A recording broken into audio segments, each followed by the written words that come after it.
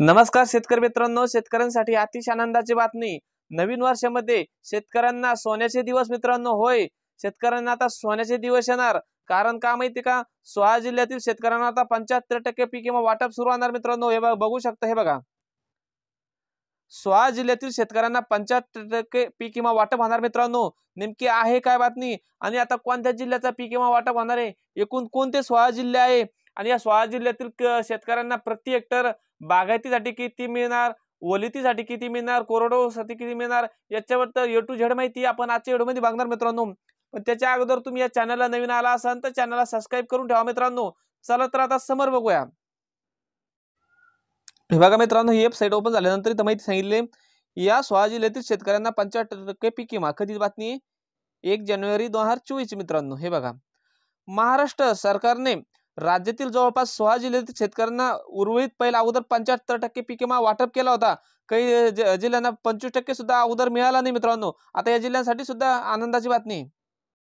तर या 25 जिल्ह्यामध्ये एक नंबरला आहे मित्रांनो अहमदनगर जिल्हा, त्यानंतर आहे यवतमाळ जिल्हा, परभणी जिल्हा, बीड जिल्हा, हिंगोली, धाराशिव, लातूर, नांदेड, अमरावती, छत्रपती संभाजीनगर, सोलापूर, अकोला, बुलढाणा, वाशिम, जळगाव आणि वर्धा मित्रांनो। हे 16 जिल्हे आणि आणखीन काही जिल्हे समोर आपण बघूया।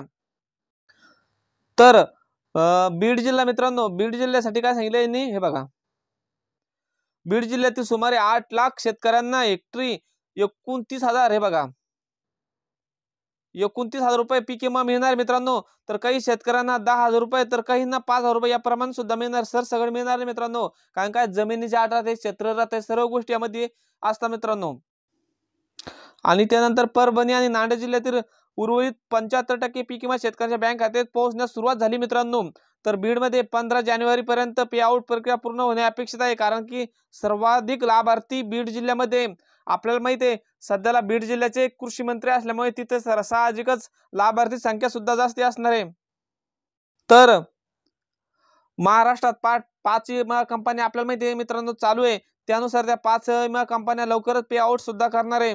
पिकाचे नुकसान होऊन सुद्धा पीक विमा दावे निकाली नसल्यामुळे काही जवळपास 25% मोबदला सुद्धा मिळाला नाही मित्रांनो। एकूण 16 जिल्ह्यातील पिकांचे जवळपास लाखो शेतकऱ्यांचे हजारो हेक्टर नुकसान झाले होते।